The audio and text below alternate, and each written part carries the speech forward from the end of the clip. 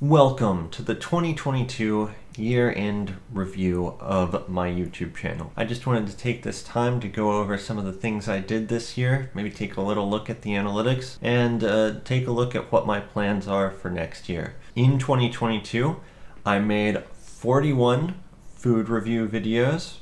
Today, I will be reviewing 7 YouTube shorts. Hey, welcome to the freezer. 7 cooking videos. Once again, I am removing these cookies from the toaster oven.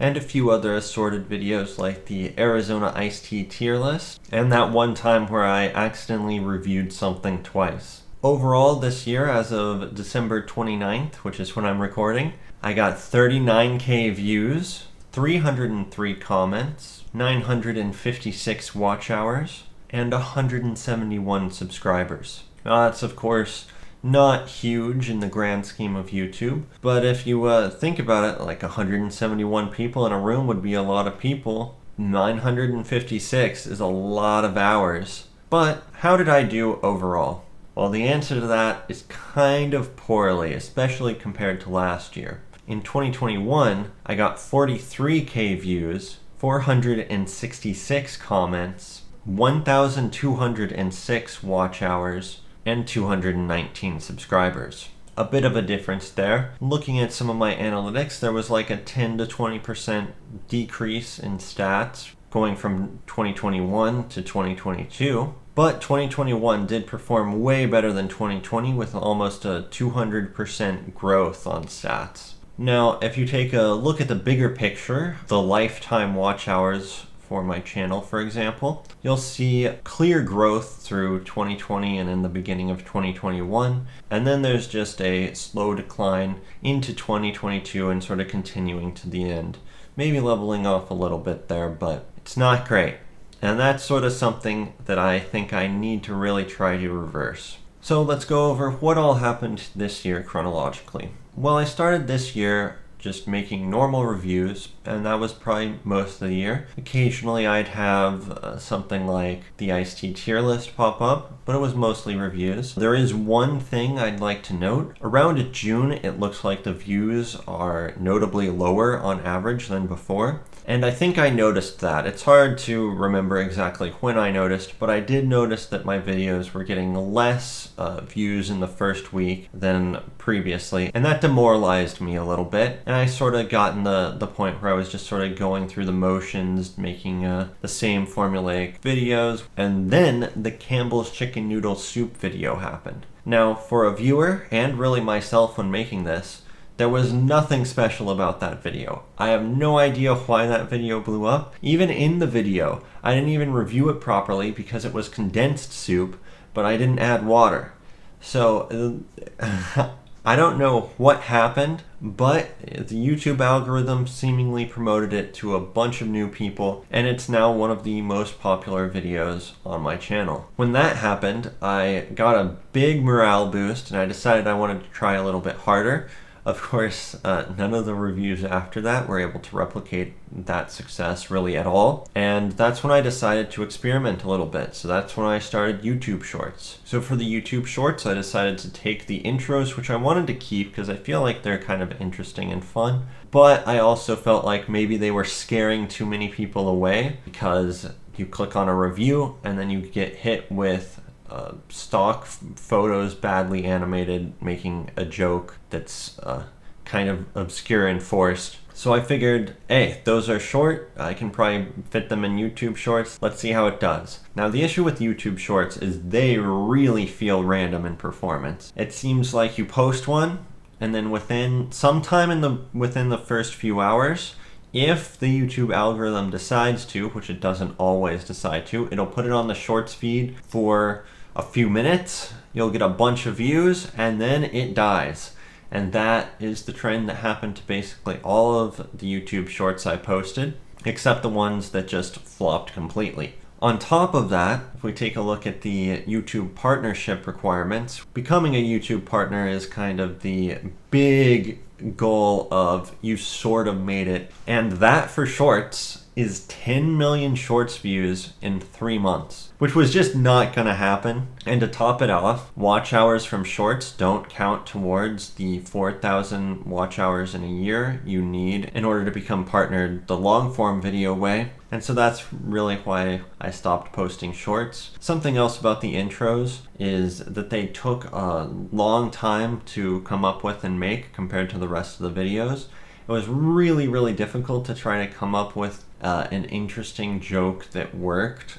And then, of course, once you do that, you've got to animate it and everything. And I just felt like it was way too much effort and whatnot for something that might actually be causing the videos to perform worse. Maybe I should bring those back in some form at some point, but we'll see. So after I decided to stop doing YouTube Shorts and the video reviews around that time also performed poorly, I decided to try cooking videos. Now I think cooking videos have some upsides and downsides. The big upside for me personally is that they're kind of new and fresh, and they're more interesting kind of to make rather than just sort of a formulaic review. With the reviews as well, I'm no food expert or anything, so I wasn't sure how to expand on it without really either trying to heavily educate myself on food and tastes and whatnot so I could provide some actual useful insight, or going the other route and just heavily editing it into an ADHD meme review of everything. And neither one of those really seemed that interesting to me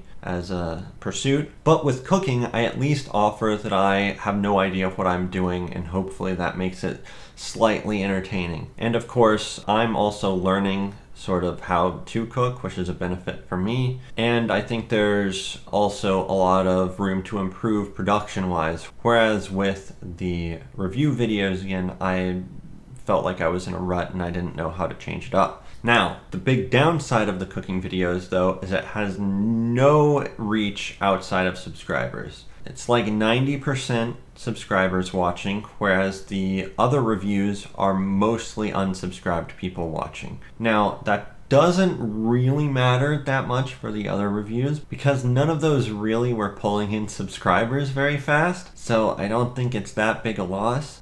But it does mean that I think if I continue just making cooking videos, the downward trend of people just slowly losing interest and leaving and not being replaced with new people would continue until the channel's done. So I'm thinking I definitely need to come up with a way to latch on to trending topics or news related to the channel, if that even exists.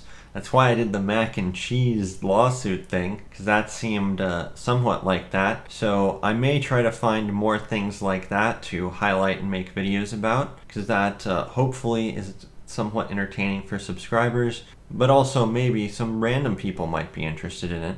So that's really where I'm at, and a little bit about what my plans are for the future. I think right now I should need to try to really just reverse the downward trend. It is kind of fun to just make videos, but seeing numbers get bigger is a lot more fun than seeing numbers get smaller, and it really impacts motivation. So I want to see if I can reverse that as soon as possible. And of course, I have considered what if there isn't that much in the food space for me? What other options do I have? So I was considering mainly two things. One, gaming, mainly because it's my kind of primary just for fun hobby. I need to find a game to latch on to for that, and I'd probably do that on another channel. And the other one, where I think there's actually maybe a bit of an opening, but it comes with a lot of downsides, and it's really just a cringe guilty pleasure, and that's niche internet drama. I just find that kind of fun to follow,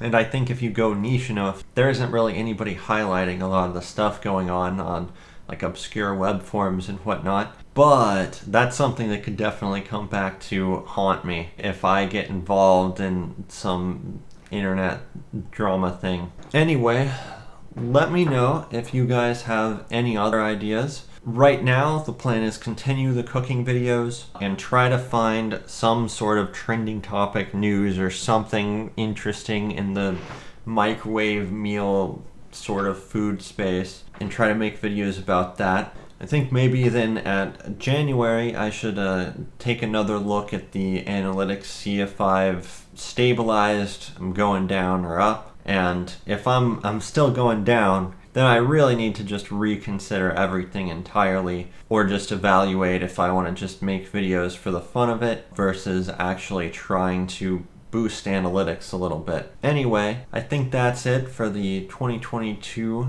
year in review. Let me know if you have any suggestions or anything. If you've gotten this far, and you're probably somebody who's already watched a lot of the channel, so I don't think there's any point really in saying like, comment, and subscribe, but I just said it anyway. Thank you for watching. I appreciate you, and if you do leave a comment, I read everyone, or at least everyone that YouTube notifies me of. Anyway, see ya.